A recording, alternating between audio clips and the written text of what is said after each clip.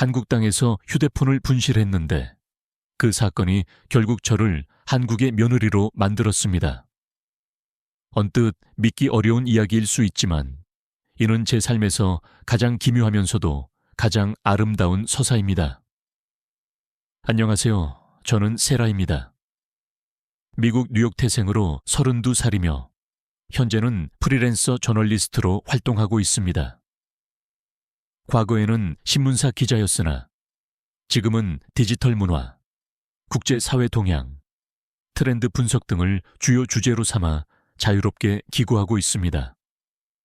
저는 특히 아시아 문명에 깊은 관심을 가져 일본, 태국, 베트남 등 여러 국가를 탐방했습니다.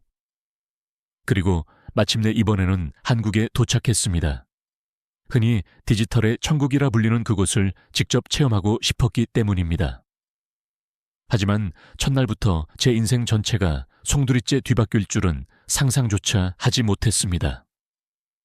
2023년 가을, 저는 인천국제공항에 내렸습니다.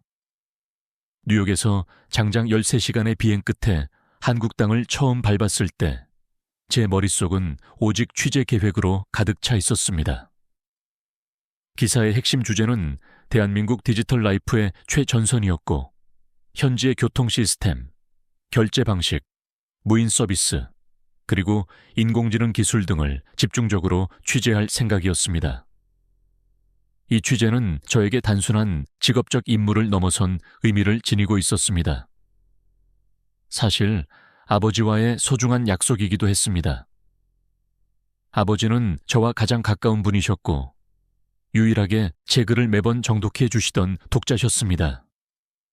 제가 여행하며 글을 쓸 때마다 아버지께 현지 사진을 전송해 드리는 것은 우리 둘만의 변치 않는 의식이었습니다. 그러나 1년 전 갑작스러운 심장마비로 아버지는 세상을 떠나셨습니다. 그 후로 저는 아버지가 생전에 보셨던 마지막 사진과 메시지를 제 휴대폰에 고스란히 간직해 왔습니다. 일부러 백업조차 하지 않았습니다. 그 사진, 그 음성 메시지가 마치 아버지의 마지막 순결한 기억처럼 느껴졌기 때문입니다. 그런데 제가 한국에 도착하자마자 그 휴대폰을 잃어버리고 말았습니다. 공항 리무진 버스를 타고 서울 시내로 향하던 중 취재 노트를 정리하느라 정신이 산만했습니다. 기사 아이디어를 음성 메모로 녹음하고 아버지의 사진을 다시 한번 들여다보고 업무 메일을 확인하는 과정을 반복하다가 그만 휴대폰을 버스 좌석에 두고 내린 것입니다. 버스에서 내리자마자 무언가 허전함에 손을 더듬었지만 그 순간 머릿속이 새하얘졌습니다. 휴대폰이 없었습니다. 버스는 이미 출발했고 저는 서울거리 한복판에서 망견자실한 채 서 있었습니다. 낯선 나라의 첫 방문, 말도 제대로 통하지 않는 상황이었지만 무엇보다 핸드폰 안에는 단순한 일정 정보 이상의 것들이 담겨 있었습니다. 아버지의 사진, 마지막 통화 녹음 파일, 그리고 장례식 날 제가 혼잣말로 녹음했던 모든 것이 그 안에 있었습니다. 평소에는 잘 꺼내보지 않더라도 외국에 나설 때마다 꼭 들여다보며 위안을 얻던 그 공간이 사라진 것입니다. 그 자리에 그대로 주저앉아 버리고 싶은 심정이었습니다. 속으로는 수십 번 왜 클라우드 백업을 하지 않았을까 자책하며 스스로를 책망했습니다. 휴대폰이 없다면 기사 취재도 불가능하고 숙소 주소도 모르며 예약 정보도 확인할 수 없는 완전히 무력한 상태였습니다. 하지만 그 모든 실용적인 문제보다도 휴대폰 속에 깃들어 있던 아버지와의 기억이 소실되었다는 사실이 저를 가장 고통스럽게 했습니다. 제 주변은 퇴근길 직장인들로 분주하게 움직이고 있었습니다. 한국어가 귓가에 울렸고 간간히 영어 표지판이 눈에 띄었지만 누구에게 도움을 청해야 할지조차 알 수 없었습니다. 갑자기 울컥하는 감정이 치밀어 올랐고 실제로 눈물이 흘렀습니다. 미국에서 수많은 도시를 홀로 여행했지만 이렇게까지 무력감을 느낀 것은 처음이었습니다. 저는 제 자신이 너무나 작고 외롭게 느껴졌습니다. 바로 그때였습니다. 제 앞에 한 남자가 멈춰 섰습니다. Excuse me, are you okay? 진심 어린 걱정이 담긴 그 목소리. 저 남자는 전혀 모르는 사람이었고 저는 이미 마음이 극도로 약해져 있었지만 왠지 모르게 그 순간 안심이 되었습니다. 아마도 그의 눈빛이 진심을 담고 있었기 때문일 것입니다. 그렇게 저는 그 남자와 함께 한국 경찰서를 찾게 되었고 그날 밤 제 인생은 완전히 새로운 방향으로 전개되기 시작했습니다. 그 남자의 이름은 민혁이었습니다. 따뜻한 미소와 차분한 말투가 인상적인 사람이었습니다. 경찰서에서 나오는 길에 제가 어떻게 이렇게까지 친절하게 도와주실 수 있었나요? 라고 묻자 민혁 씨는 웃으며 대답했습니다. 저도 예전에 유럽 여행 갔을 때 비슷한 경험을 했었거든요. 낯선 도시에서 휴대폰을 잃고 길까지 헤매서 정말 멘붕 상태였죠. 다행히 어떤 현지인이 도와줘서 간신히 호텔로 돌아갈 수 있었어요. 그때 그분의 도움이 없었다면 어찌 되었을지 모릅니다. 그래서 세라 씨를 그냥 지나칠 수가 없더라고요. 그 말은 제게 깊은 울림을 주었습니다. 어떤 이는 도움을 받고 잊어버리지만 어떤 이는 그 기억을 마음에 새기고 다른 사람에게 다시 베풀 줄 아는, 진정한 호의는 타인에게 베푸는 순환적인 가치라는 깨달음이었습니다. 민혁 씨는 분명 후자였고 저는 그런 그에게 정말 고맙고 또 궁금해졌습니다. 며칠 후 민혁 씨에게서 메시지가 도착했습니다. 내일 혹시 한가하시면 서울 구경 같이 하실까요? 제가 가이드해 드릴게요. 망설일 이유가 전혀 없었습니다. 저는 흔쾌히 수락했고 그 다음날 아침 서울 시내에서 다시 재회했습니다. 우리가 처음으로 방문한 곳은 경복궁이었습니다. 저는 한국의 고궁이 이토록 웅장하고 아름다울 줄은 예상하지 못했습니다. 특히 근정전 앞에서 조용히 앉아 있을 때 그 정적인 분위기가 참으로 인상 깊었습니다.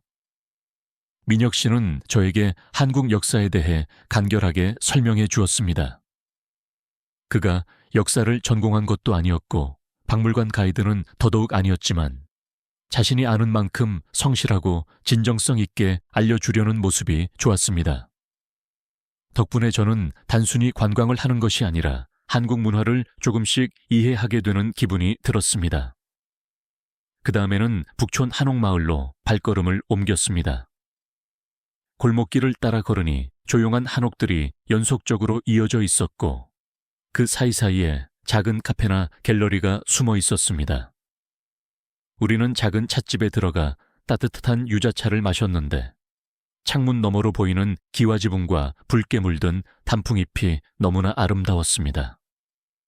저는 무심코 이런 풍경을 보고 있으니 마음이 편안해져요 라고 말했고 민혁 씨는 조용히 미소 지으며 서울에도 이런 모습이 있다는 걸 외국인들이 잘 모르시죠. 보여드릴 수 있어서 기쁩니다 라고 답했습니다. 그날 오후에는 홍대로 향했습니다. 이곳의 분위기는 북촌과는 완전히 대조적이었습니다. 거리 공연, 젊은이들, 스트리트 패션, 노점상 등 활기 넘치는 에너지가 가득한 곳이었습니다. 민혁 씨는 여기에 오면 반드시 가봐야 하는 떡볶이집이 있어요라며 저를 한 포장마차로 이끌었습니다. 그곳에서 맛본 매콤한 떡볶이와 튀김은 그야말로 충격적인 미식이었습니다. 제가 놀라워하며 이거 정말 맛있어요 라고 하자 그는 웃으며 매워도 멈출 수 없죠 라고 말했습니다. 그는 제 표정을 관찰하며 즐거워하는 듯 했는데 그날 하루 동안 제 표정은 수십 번이나 감탄사로 물들었으니까요. 저는 취재와 여행을 겸하고 있었기 때문에 디지털 한국에 관한 질문을 지속적으로 던졌습니다. 그러면 민혁 씨는 정말 진지하게 대답해 주었습니다. 예를 들어 요즘 회사에서 무인 카페 시스템을 시험 중이에요. 손님이 들어오면 로봇이 주문을 받고 음료까지 만들어주는 구조죠. 사람 인건비보다 효율성이 훨씬 높거든요. 라며 생생한 현장 이야기를 들려주었습니다. 또 배달앱에 대해 이야기하며 이에 반하면 하루 3끼가 모두 해결돼요. 김밥부터 고급 스테이크까지 뭐든지 20분 안에 도착하죠. 라고 했는데 저는 실제로 체험해보고 그 편리함에 경탄했습니다. 우리는 이러한 첨단 기술 이야기는 물론 아주 사소한 일상적인 것들도 함께 나누었습니다. 카페에 앉아 한국인들의 말투나 제스처를 관찰하면서 이 표현은 어떤 뉘앙스예요? 라고 물으면 그는 한참 고민하다가 적절한 예시까지 들어가며 친절하게 알려주었습니다.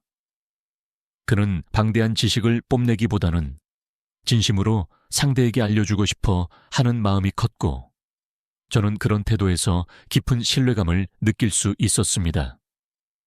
그런 하루하루가 쌓이면서 저도 모르는 사이에 민혁 씨에게 의지하게 되었습니다.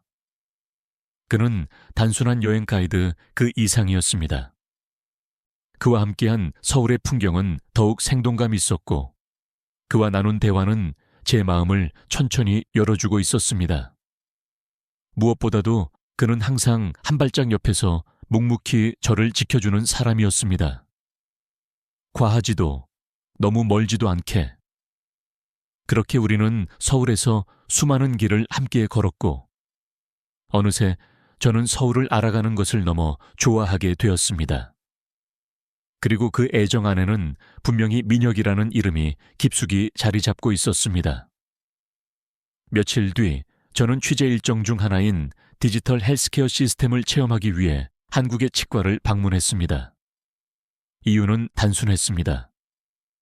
며칠 전 매운 떡볶이를 먹다가 미국에서 몇 년 전 치료했던 어금니 레진이 탈락한 것 같았기 때문입니다.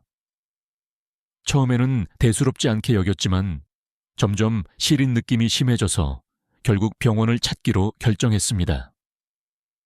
민혁 씨에게 치과 추천을 부탁했더니 제가 다니는 곳 괜찮아요. 좀 작긴 한데 깔끔하고 빠르거든요. 영어는 잘 안 통하겠지만 제가 옆에 있을게요라며 동행을 자처했습니다. 병원은 강남의 작은 건물 안에 있었지만 내부는 놀라울 정도로 첨단 시스템이 잘 갖춰져 있었습니다. 무인 키오스크로 접수하고 3D 구강 스캔으로 진단받았으며 실시간 모니터를 통해 제 치아 상태를 함께 보면서 상세한 설명을 들었습니다. 진료 속도는 신속했고 의사와 간호사 모두 극도로 친절했습니다. 무엇보다 치료비가 미국의 5분의 1 수준이라는 점에 저는 경악을 금치 못했습니다. 치료를 마치고 나오는 길에 저는 진심을 담아 말했습니다. 이런 시스템을 미국에서 도입하면 엄청난 성공을 거둘 거예요. 민혁 씨는 웃으며 그럼 세라 씨가 기사로 잘 써보세요. 전 세계가 한국처럼 되도록 이라고 농담처럼 말했지만 왠지 모르게 그 말이 따뜻하게 와닿았습니다. 그런데 치과를 나오면서부터 저는 묘한 감정에 휩싸였습니다. 왜 이렇게까지 내게 잘해주지? 라는 생각이 들었습니다. 처음부터 그는 한결같이 저에게 정성을 다했지만 저는 여전히 이 관계가 정확히 어떤 의미를 가지는지 규정하기 어렵다는 느낌이었습니다. 그가 좋은 사람이라는 것은 분명했고 그와 함께 있을 때 행복하다는 것도 알고 있었지만 그 이상을 말하기는 어려웠습니다. 조심스러웠고 어쩌면 깊은 관계에 대한 두려움이 있었던 것일지도 모릅니다. 며칠 후 민혁 씨가 조심스럽게 제안했습니다. 이번 주말이 저희 어머니 생신이에요. 가족들이 모이는데 그냥 외국인 친구로 가볍게 식사 자리에 오시면 어떨까요? 어머니가 외국 문화에 관심이 많으셔서 세라 씨 만나면 좋아하실 것 같아서요. 순간 저는 당황했습니다. 연인 관계도 아닌데 부모님을 뵙는다는 생각에 머뭇거렸지만 그는 그냥 친구로요. 정말 부담 갖지 마세요. 제가 어머니께 그렇게 말씀드렸어요. 라고 덧붙였습니다. 그의 진심이 느껴졌고 저는 그렇다면 가보겠습니다 라고 대답했습니다. 그의 부모님 댁은 서울 외곽의 단독주택이었습니다.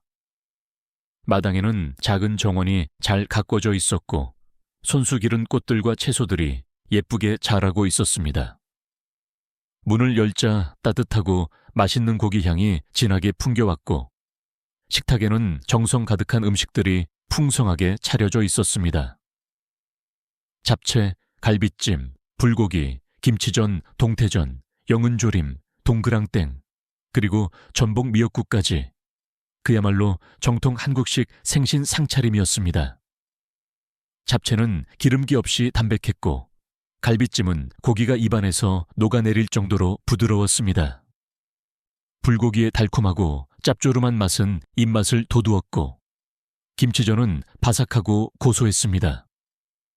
저는 음식 하나하나를 맛볼 때마다 감탄했고 민혁 씨는 웃으며 우리 어머니 손맛이에요. 방송에 나가셔야 합니다. 라고 농담했습니다. 처음에는 분위기가 매우 좋았습니다.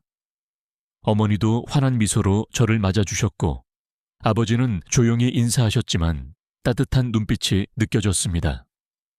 문제는 대화였습니다. 제가 한국어를 거의 구사하지 못했고 부모님은 영어를 전혀 하지 못하셨습니다. 다행히 민혁 씨가 옆에서 유창하게 통역을 해주었습니다. 어머니가 한국어로 말씀하시면 그는 자연스럽게 영어로 옮겨주었고 제가 말하면 다시 부모님께 전달했습니다. 식사가 어느 정도 마무리될 무렵 어머니가 조용히 말을 꺼내셨고 민혁 씨가 번역해 주었습니다. 어머니가 세라 씨는 한국에서 계속 지낼 계획이 있는지 물어보십니다. 순간 저는 긴장했습니다. 그 말 속에 담긴 의미가 단순한 호기심인지 아니면 미래에 대한 걱정인지 분간하기 어려웠기 때문입니다. 저는 차분하게 아직은 정확히 모르겠습니다. 일이 어떻게 될지에 따라 달라질 것 같아요 라고 대답했고 민혁 씨가 그대로 전달했습니다. 그 말을 들은 어머니의 표정은 복잡했습니다. 억지로 미소를 지으셨지만 눈빛은 살짝 흔들렸습니다. 그 미묘한 분위기를 감지한 저는 마음 한편이 착잡해졌습니다. 나를 단순한 외국인 친구로 초대했지만 이 자리는 가벼운 식사 이상의 의미를 지니고 있었다는 것을 뒤늦게 깨달은 것입니다. 언어의 장벽, 문화 차이, 그리고 낯선 배경, 이 모든 것이 갑자기 현실적인 무게로 다가왔습니다. 집으로 돌아오는 길에 우리는 별다른 말이 없었습니다. 차 안에서 저는 조심스럽게 물었습니다. 민혁 씨, 제가 오늘 괜히 부담을 드린 건 아니죠? 그는 조용히 고개를 저으며 말했습니다. 아니에요. 오히려 고마워요. 사실 엄마는 원래 외국인에 대해 걱정이 많으세요. 문화도 다르고 말도 안 통하니까. 그런데 저는 세라 씨가 그런 장벽을 넘어설 수 있을 거라고 생각해요.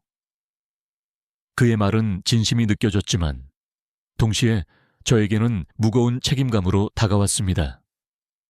나 혼자만의 마음으로 되는 일이 아닐 수도 있다는 불안감. 그래서 그날 이후 저는 일부러 민혁 씨와 조금 거리를 두게 되었습니다. 마음이 없는 것은 아니었지만 괜히 더 가까워졌다가 상처받을까봐 미리 방어벽을 만들고 싶었던 것 같습니다. 하지만 인연이라는 것은 그렇게 간단하게 끊어지지 않는다는 것을 저는 곧 다시 깨닫게 되었습니다. 며칠 동안 민혁 씨와 연락을 하지 않았습니다. 일부러 멀리한 것은 아니었지만 그날 이후 제 감정이 복잡하게 얽혀있던 탓이었습니다. 제가 느끼는 설렘과 동시에 뒤따라오는 두려움을 직시할 용기가 아직 없었던 것 같습니다. 그런데 어느 날 숙소 프런트 데스크에서 택배가 도착했어요 라는 말을 들었습니다. 작은 상자 안에는 예쁜 손수건과 한국인의 마음이라는 책, 그리고 짧은 손편지가 들어 있었습니다.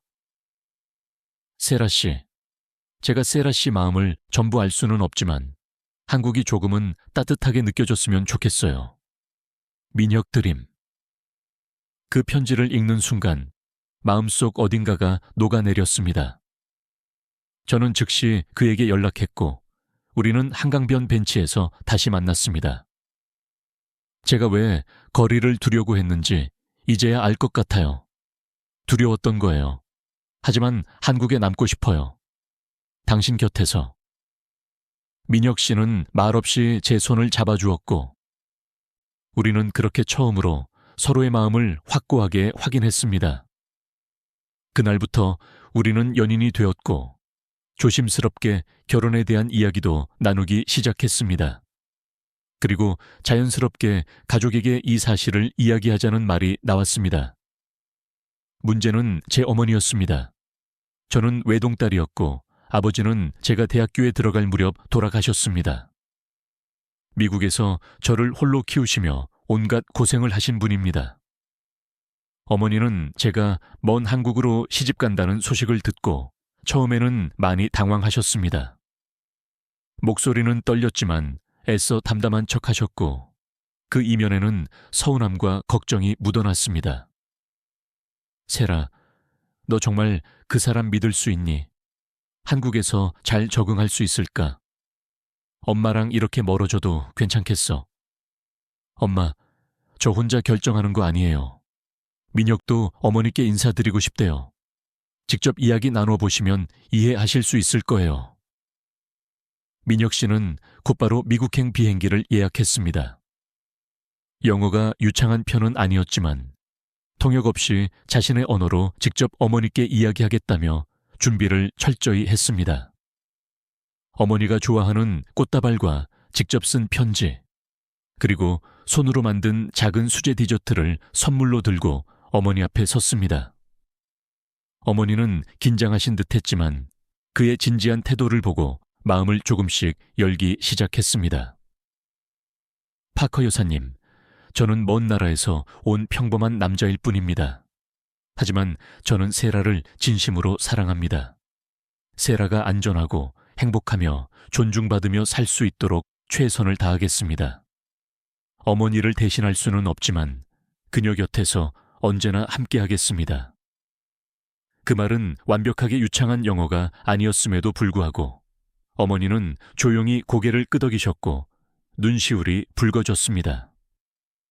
그날 밤 어머니는 제 방에 오셔서 조용히 말씀하셨습니다. 그 사람 괜찮더라. 너를 진심으로 아끼는 게 느껴졌어. 나야 외로울 수 있지만 너의 행복이 가장 중요하지. 한국에 가더라도 가끔은 엄마 보러 와줄 수 있겠지. 저는 어머니를 꼭 안았습니다. 당연하죠, 엄마. 한국에 가서도 매일 영상 통화할 거예요. 내가 어디에 있든 엄마는 나의 가장 든든한 가족이에요. 그렇게 우리는 가족의 허락을 받았고 양가 모두가 기쁘게 결혼 준비를 시작했습니다. 결혼식 날짜가 다가오면서 우리는 하나씩 준비를 진행했습니다. 처음에는 소박하게 하자는 생각이었는데 어느새 한옥 웨딩, 양가 음식 준비, 전통 예복, 가족 초청까지 꽤나 풍성한 일정이 되어 있었습니다. 그리고 무엇보다 가장 감격스러웠던 소식은 어머니가 한국에 오신다는 것이었습니다. 어머니는 처음에는 비행 시간, 언어 장벽, 낯선 음식 등 걱정이 많으셨습니다. 하지만 내 딸이 결혼하는데 당연히 가야지 라는 단 한마디로 모든 것을 준비하셨습니다. 한국행 비행기 표를 보내드리던 날 어머니는 영상통화로 활짝 웃으셨습니다. 세라야, 나 너 한복 입은 모습 보면 아마 울지도 몰라. 어머니는 결혼식 이틀 전에 인천공항에 도착하셨습니다. 공항에서 민혁 씨와 함께 어머니를 마중 나갔을 때 어머니는 저를 보자마자 깊이 안아주셨습니다. 와, 진짜 한국이네. 너 여기서 이렇게 살아왔구나. 그 말에는 놀라움과 안도, 그리고 약간의 외로움이 뒤섞여 있었습니다. 민혁 씨는 어머니의 첫 한국 방문을 위해 직접 여행 일정을 짜주었습니다. 어디를 가게 될지 저도 몰랐기에 기대 반, 걱정 반으로 그를 신뢰했습니다. 그런데 첫날 우리가 도착한 곳은 서울의 익선동이었습니다. 골목마다 간판이 촘촘히 붙어 있고 오래된 간판 사이로 감각적인 카페와 공방이 숨어 있는 곳이었습니다. 어머니는 골목을 따라 걸으며 이런 곳은 마치 영화 세트장 같아 라며 연신 카메라 셔터를 눌렀습니다. 특히 낡은 철문을 밀고 들어간 어느 레트로 감성의 카페에서는 벽면 가득한 타자기와 필름 카메라, 그리고 감미로운 재즈 음악에 푹 빠지셨습니다. 어머니는 창가 자리에 앉아 커피를 한 모금 마시더니 말했습니다. 이 카페, 뉴욕 브루클린에서도 통할 것 같아. 그 한마디에 민혁 씨는 뿌듯한 표정을 감추지 못했습니다. 다음 날은 서울에서 조금 떨어진 강화도로 향했습니다. 도심과는 전혀 다른 풍경이 펼쳐졌습니다. 논밭과 바다가 어우러진 풍경을 지나 우리는 고인돌 유적지와 전통 장인들이 운영하는 강화 전통시장에 들렀습니다. 시장 한복판에서 맛본 젓갈 비빔밥은 어머니의 입맛에도 딱 맞았던 모양입니다. 짭짤하고 고소하네. 이거 어디서 배울 수 있어? 라고 묻는 어머니에게 시장 아주머니는 환하게 웃으며 내일 또 와요. 내가 직접 알려줄게 라고 화답하셨습니다. 오후에는 조용한 해안 도로를 따라 드라이브를 했습니다. 해질녘 만이산 인근에 위치한 정수사라는 작은 사찰에 들렀는데 그곳은 사람 소리가 거의 없고 오직 바람 소리만 들렸습니다. 고요한 경내를 걷던 어머니는 두 손을 모으고 아주 천천히 한 바퀴를 돌았습니다. 세라야, 이런 곳은 마음이 깨끗하게 씻기는 것 같아. 뉴욕에서는 이런 침묵을 사는데도 돈이 들지 않니? 마지막 날은 서울 성북동의 조용한 언덕길을 따라 올라가 정동 책방거리에 도착했습니다. 그곳은 작고 특색 있는 독립서점과 갤러리가 모여있는 거리였고 우리는 한 서점에서 우연히 열린 한글 캘리그래피 워크숍에 참가하게 되었습니다. 어머니는 붓펜을 들고 어색하게 사랑이라는 단어를 써보시더니 그것을 조심스럽게 접어 가방 안에 넣으셨습니다. 내가 한국어로 쓴 첫 단어야. 세라를 위한 거니까 기억하고 싶어. 그 순간 저는 울컥했습니다. 이방인이었던 어머니가 낯선 땅에서 제 삶의 일부를 천천히 이해하고 받아들이고 있다는 것을 느꼈기 때문입니다. 그리고 민혁 씨가 그 모든 여정을 조용히 옆에서 세심하게 이끌어주고 있었습니다. 이렇게 우리 셋은 단순한 관광이 아니라 감정을 나누는 깊은 여행을 했고 그 기억은 결혼식만큼이나 평생 간직될 소중한 장면들이 되었습니다. 결혼식 전날 밤, 저는 어머니와 함께 방에서 잠을 잤습니다. 어릴 적 이후로는 처음이었습니다. 한쪽에 펼쳐놓은 제 웨딩 한복을 바라보며 우리는 마주 누워 이런저런 이야기를 나누었습니다. 처음에는 가볍게 한국에서 있었던 일들을 이야기했지만 어느새 대화는 조금씩 깊어졌습니다. 엄마, 솔직히 처음엔 무서웠어요. 한국에서 잘 살 수 있을까? 낯선 환경에서 혼자가 될까봐. 근데 민혁 씨가 있었고 엄마가 저를 믿어주셨잖아요. 어머니는 조용히 제 손을 꼭 잡으셨습니다. 너 어릴 때부터 뭐든 혼자서 잘했지. 근데 그게 항상 마음 아팠어. 내가 너한테 너무 많은 걸 맡긴 건 아닐까? 항상 미안했지. 저는 말없이 고개를 저었습니다. 엄마, 나 그렇게 느낀 적 없어요. 오히려 제가 엄마 딸이어서 자립심 강한 여자가 될 수 있었던 것 같아요. 그 순간 우리 둘 다 말없이 눈물을 흘렸습니다.